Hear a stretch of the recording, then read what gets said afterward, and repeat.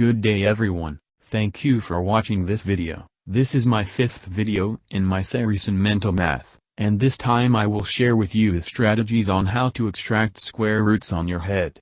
But before anything, may I ask you to please subscribe to the channel and hit the notification bell for you to be notified for my future videos. So without further delay, let's get started. Would you believe that you can extract square roots mentally? With ample practice, anyone can calculate square roots on their head in few seconds.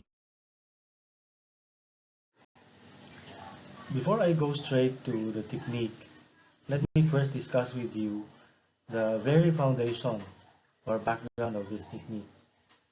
I will bring you to a review of the first 10 perfect squares. So, of course, we will start with 1. The square of 1 is 1. 2 squared is 4, 3 squared is 9, 4 squared is 16, 5 squared is 25, 6 squared is 36, 7 squared is 49, 8 squared is 64, 9 squared is 81, and finally 10 squared is 100. With these 10 perfect squares, we can deduce at least 3 basic principles or rules. The first one is that all perfect squares can only end in digits 1, 4, 5, 6, 9, and 0. So if a number ends in 2, or 3, or 7, or 8, now that number cannot be a perfect square. And sometimes this principle is applied in different aptitude tests, or can be applied in different aptitude tests. Now, there are some questions that come out, and if you know this principle, you will be guided and you will be able to answer the question quickly. Now, the second principle is that perfect squares that end in similar digit or in the same digit are complements with respect to 10. Like for example, 1 and 9, both squares end in 1 also, and 1 and 9 are complements because if you add 1 and 9, you will get 10. Another example, 3 and 7, 3 squared is 9, 7 squared is 49. Both squares end in 9, and 3 and 7 are also complements with respect to 10. Now the third principle is that the initial digits, or the initial digit, if there's only one, of these perfect squares can be used to determine the initial digit of the root. Now we will find this out when we apply the rules or the procedures of this technique.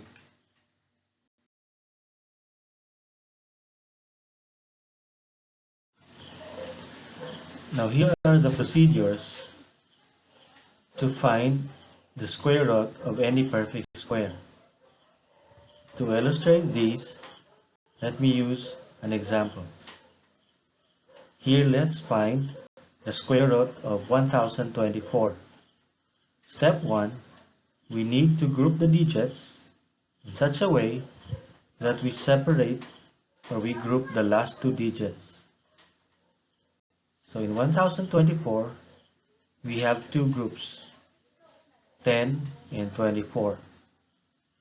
Step 2, we need to find the closest perfect square to 10 or to our first group. 10 is between 9 and 16. And in this case, we will pick the lower perfect square close to 10, and it is 9. The square root of 9 is 3. 3 becomes the first digit of our answer. Step 3, let us consider the last digit of our radicand.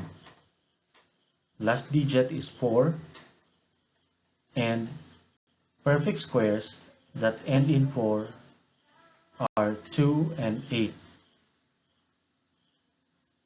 Hence, our probable answers can either be 32 or 38. Notice, we just attached 2 and 8 to our first digit, which is 3. To decide which of these two is the correct answer, we need to multiply the first digit, which is 3, by a digit 1 more than 3. So that becomes, or that should be 3 times 4, and it is 12. Next is to compare 10 by 12. 10 is less than 12. Take note, 10 is the first group in our radicand. 10 is less than 12, and therefore we will pick, or we will choose the lower answer. So the square root of 1024 is 32.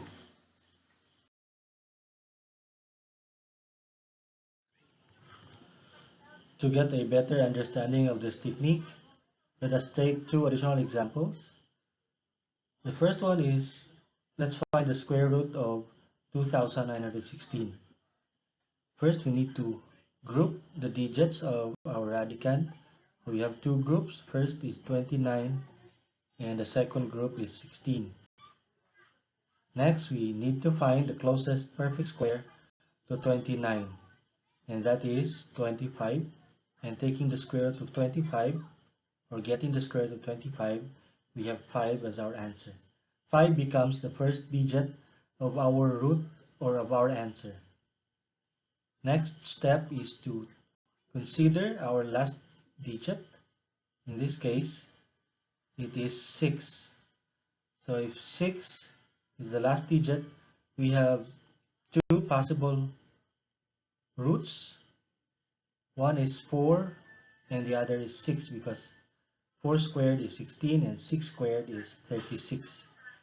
Now if we attach 4 and 6 to 5, since 5 is our first digit, our probable answers are 54 or 56. Now to decide which of these two is the correct answer, we need to take the first digit and multiply it by the next number. Since our first digit is 5, multiply it by 6. 5 times 6 is 30. Now our first group is 29, and 29 is less than 30. Hence, we will take the lower, or the less, or the smaller number as our answer. So between 54 and 56, our answer should be 54. Next, let's go to our second example. Let's find the square root of 7569. Again, we need to group the digits. So we have 75 as one group and 69 as the other group. Now 75 is close to 64, the perfect square, and the square root of 64 is 8. So 8 is the first digit of our answer. Next, we need to consider the last digit of our radicand. In this case, it's 9. So if it's 9, we have two probable last digits. These are 3 or 7. So we have two probable answers here. It's either 83 or 87. Now to check which of these two is the correct answer, we need to multiply 8 by 9, because 9 is the next number to 8. So 8 times 9 is 72. And 75, the first group, is greater than 72. So we will take the bigger number, or the larger number, between 83 and 87. Therefore, the correct answer is 87. For practice purposes, let us take additional examples. First, We need to find the square root of 6,241. Step 1, we group the digits. We have 62 and 41. Step 2, we need to find the perfect square closest to 62. 62 is between 49 and 64. We will take 49 as the closest since it's less than 62. Square root of 49 is 7, and 7 is the first digit of our answer. Next, we take or we consider the last digit of our radicand, 6,241. The last digit is 1, and since it's 1, our answer can either be 71 or 79. Next, we need to decide, and that can be done by multiplying our first digit by a digit which is more than 1 by 7. So we have 7 times 8. 8 is 1 more than 7. So 7 times 8 is 56. And we compare 62, our first group, with 56. 62 is greater than 56. So we will take the greater or the larger number between 71 and 79. And in that case, it's 79. So square root of 6,241 is 79. The second example here is we need to find the square root of 8,836. Now step 1, we need to group the digits. We have 88 and 36 as our two groups. 88 is between 81 and 100. And so we take 81, and square root of 81 is 9. 9 therefore is the first digit of our answer. Next, we need to check the last digit of our radicand. 88 or 8,836 ends in 6. So if it's 6, our answer can either be 94 or 96 because 4 and 6 can end in both 6 or can end both in 6. Now here we need to decide, and we can do that by multiplying 9 by a digit which is 1 more than 9. So 9 times 10 is 90, and 88 is less than 90. So we will take the smaller number between 94 and 96, and that is 94. So the square root of 8,836 is 94. At this point, I will share with you the procedures on finding the square root of imperfect squares. To illustrate this, I have here an example. Let's find the square root of 28. First step is to find the closest perfect square to 28. And in this case, it's 25. The square root of 25 is 5. Now 5 is the whole number part of our answer, since imperfect squares have a decimal part. Next, we need to get the difference of 28 and 25. 28 minus 25 is 3. Now 3 becomes the numerator of the fraction part of our answer. Next, we need to double 5. 5 times 2 is 10, and 10 becomes the denominator of our fraction. So our final answer in this case is 5 and 3 over 10, or in decimal form, it's 5.3.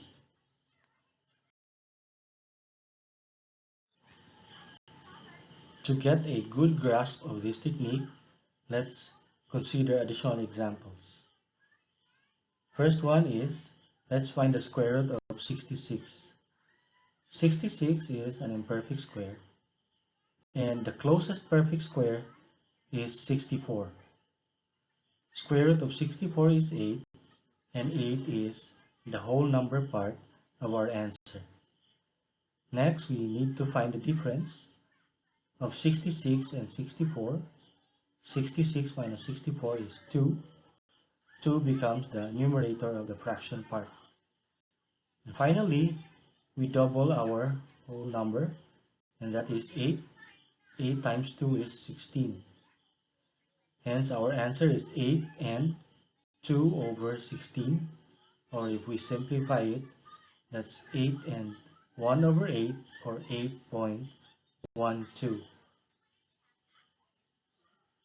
Next example is, let's find the square root of 105. The closest perfect square is obviously 100, and square root of 100 is 10. So 10 is the whole number part of our answer. Next, we take the difference of, or we get the difference of 105 and 100, and that is 5. So 5 will be the numerator of the fraction part. Next, we need to double the whole number. In this case, it's 10. So doubling 10 will give us 20. So our answer here is 10 and 5 over 20, or that's 10 and 1/4. And in decimal form, it's 10.25. Thank you for watching. God bless us and see you next time.